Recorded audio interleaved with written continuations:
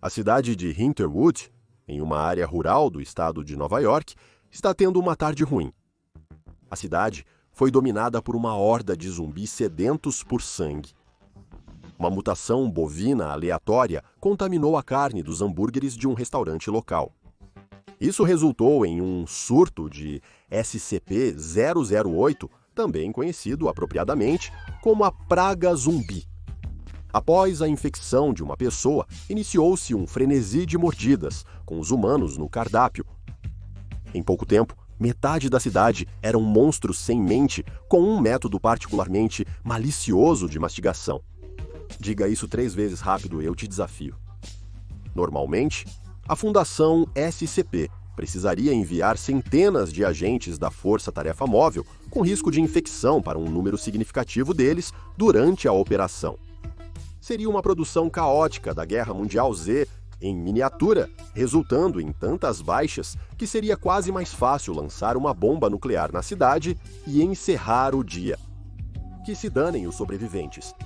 Mas em vez de uma bomba nuclear, eles lançaram Saitama. Recém-recuperado de sua luta experimental com Kane, um assunto delicado, Saitama foi trazido em um helicóptero stealth de alta velocidade. Com instrução de atacar qualquer coisa semelhante a um zumbi, a doença tinha 100% de taxa de infecção e só uma dose de SCP-500 poderia resolver. Apesar de parecer insensível, os moradores transformados em zumbis aleatoriamente não tinham o status Very Important Person, que justificava usar uma das 47 pílulas milagrosas restantes. Saitama foi lançado do helicóptero na cidade em batalha, realizando um pouso perfeito de super-herói, e começou a socar, como se sua vida dependesse disso. Zumbi após zumbi era enviado voando, ou praticamente evaporado, com a pura força percussiva do poderoso punho de luva vermelha de Saitama. Enquanto os sobreviventes buscavam abrigo, os zumbis SCP-008 concentraram sua atenção no herói por diversão. As hordas de carne faminta e doente se aproximavam, mas a energia de Saitama nunca diminuía. Na verdade, ele parecia entediado com a situação, bocejando às vezes enquanto transformava grupos de zumbis em névoa vermelha. Quando ele terminou, não sobrou nada. As únicas coisas vivas restantes na cidade eram humanos, e a situação foi considerada contida. Agentes da Fundação foram enviados para aplicar amnésicos nos sobreviventes na cidade, criando uma história de cobertura de um desastre natural que causou centenas de mortes. A partir daí, tudo seguiu como deveria. Desde que se juntou à Fundação como agente de campo, Saitama tornou tudo mais fácil. Ele era como um Able, que realmente fazia o que lhe era dito, e muito mais forte também para a eterna frustração do pobre Able.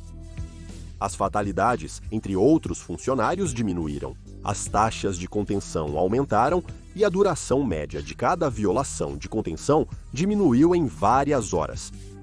Em resumo, ele se tornou uma superestrela de segurança, contenção e proteção, mas isso não significa que todos estavam felizes com a situação.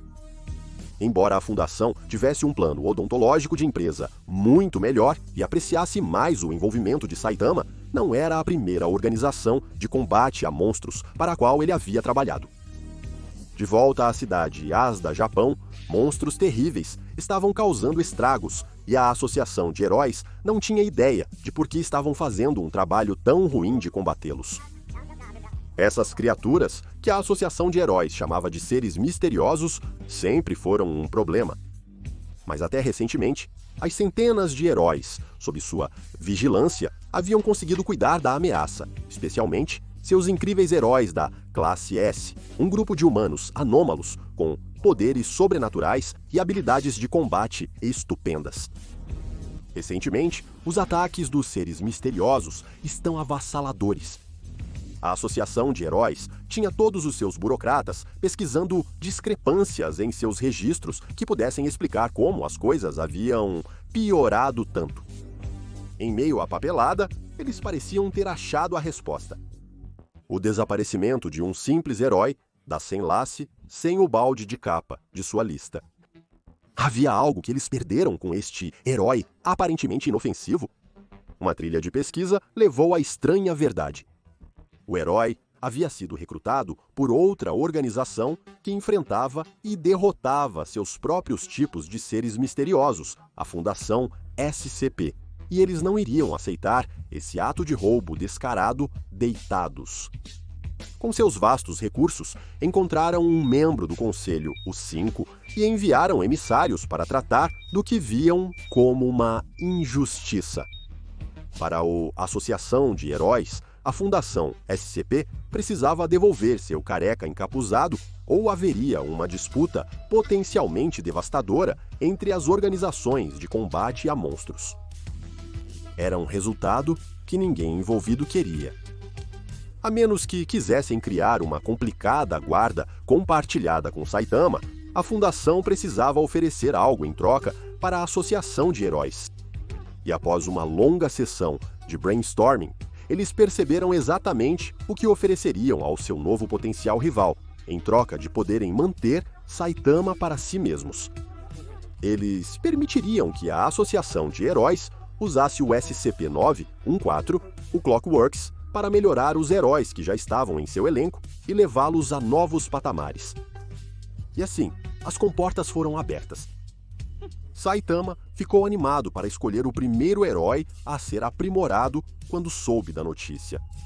O herói em questão já não era estranho a melhorias, Genos, o herói conhecido como o ciborgue demônio e também o parceiro e melhor amigo de Saitama. Genos era um herói honrado, mas impiedoso, cujas partes de ciborgue e treinamento em artes marciais lhe davam uma habilidade de combate estupenda. Quando não batia em seus inimigos monstruosos até a morte com seus membros de metal, ele usava seus canhões de fogo, montados na palma da mão e no pé, para torrá-los até o esquecimento. No entanto, o maior problema que Genos frequentemente enfrentava era que quando ele lutava contra seres misteriosos, mais fortes ou supervilões, ele acabava parecendo um brinquedo quebrado, com membros cibernéticos destruídos que precisavam ser reparados por um cientista habilidoso em cibernética. Saitama contou a Genos que essa tecnologia poderia ajudá-lo. Claro, mestre Saitama, disse Genos. Qualquer coisa que possa me ajudar a alcançar sua habilidade. Quero ser o lutador mais eficaz que eu posso ser. Quase todo mundo sabe como o relógio funciona. Bem, funciona. Quando algo é colocado na caixa de entrada da grande, arcaica e misteriosa máquina, esse algo é transformado, dependendo da configuração para a qual a máquina está configurada.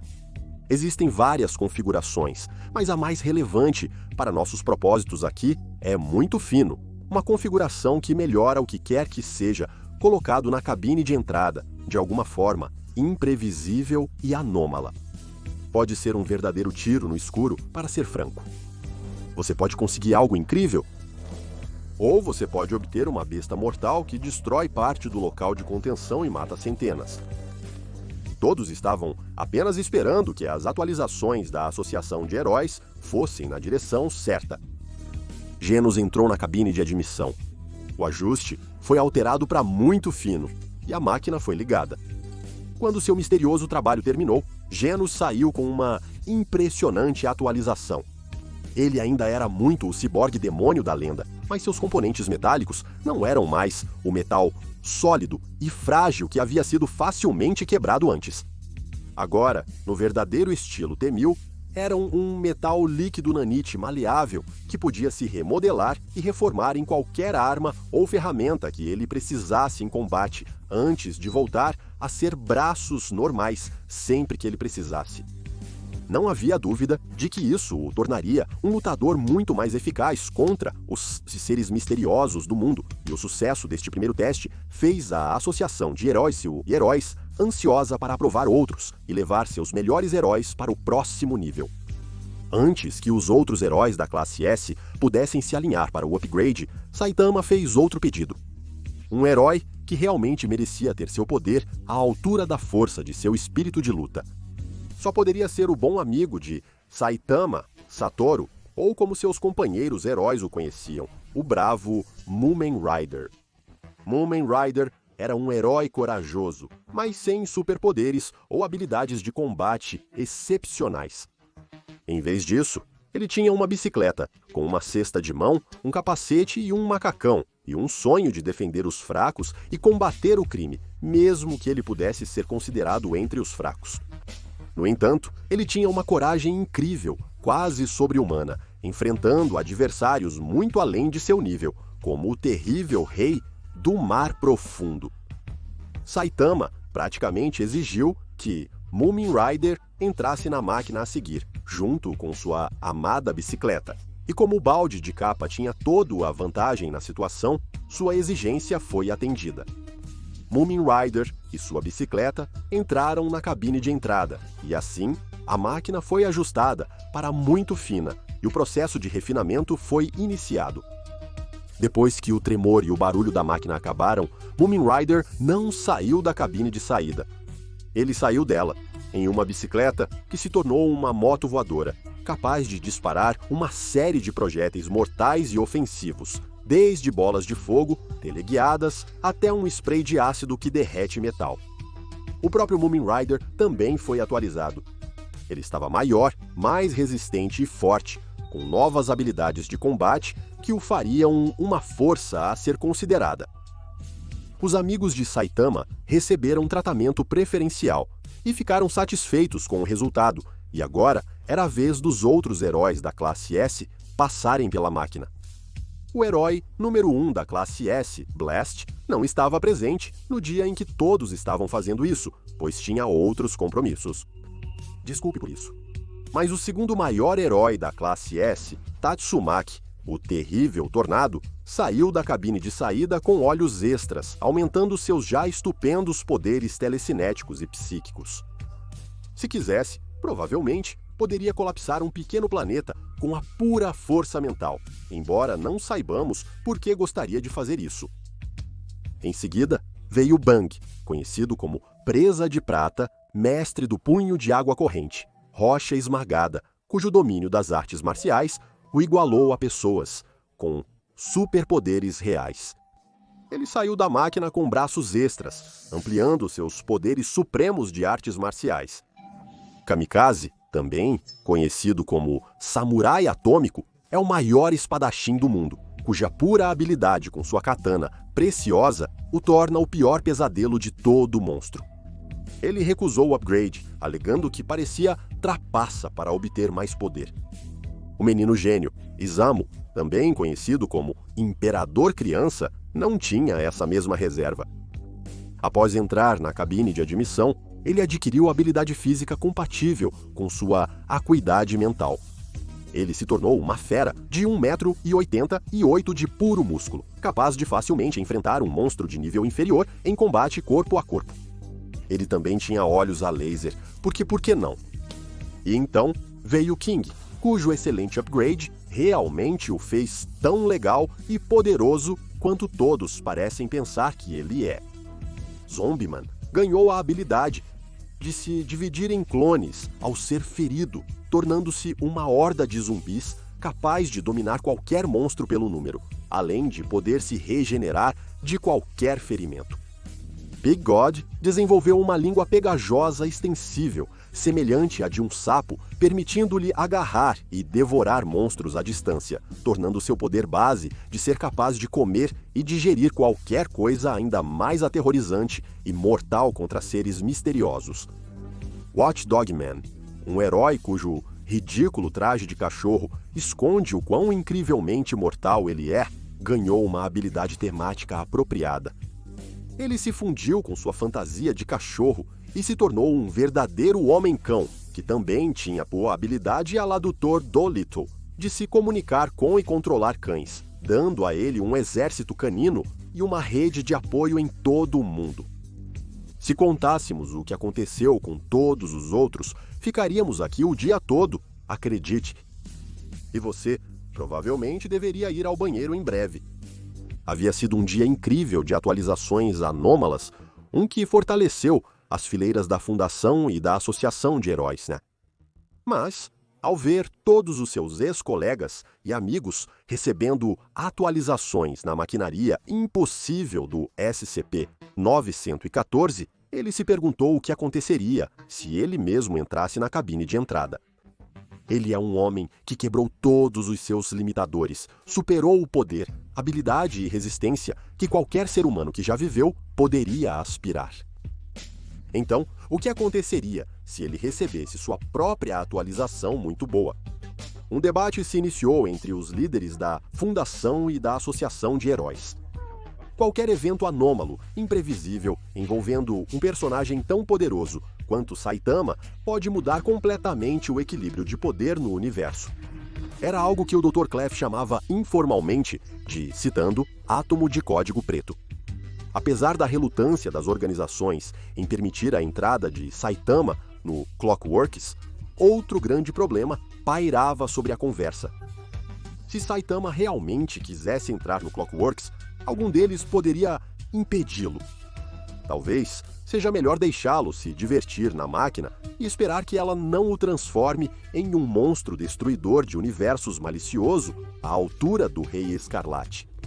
A aprovação foi concedida bilateralmente e, com toda a burocracia resolvida, Saitama entrou na caixa de entrada e o dial no console foi ajustado para muito fino. As portas se fecharam e os mecanismos roncaram enquanto todos se preparavam para os possíveis horrores vindouros. O Genos e Moomin Rider, recém-atualizados, também compareceram, convictos de que nem mesmo o poder dos mecanismos corromperia o coração imaculado de seu estimado amigo e mentor. Então, a cabine se abriu, exalando fumaça que encheu a sala enquanto os ocupantes saíam. Quando a fumaça se dissipou, todos ficaram chocados ao ver o que ocorreu dentro dos mecanismos. Quase tudo sobre Saitama era o mesmo. Seu corpo, sua fantasia, seus poderes e habilidades. Mas havia uma diferença-chave. O balde encapuzado agora tinha uma cabeça cheia de cabelos luxuriantes. Ao se olhar no espelho que lhe passaram, lágrimas brotaram nos olhos heróicos de Saitama. Com uma voz trêmula, ele disse: "É tudo o que eu sempre quis."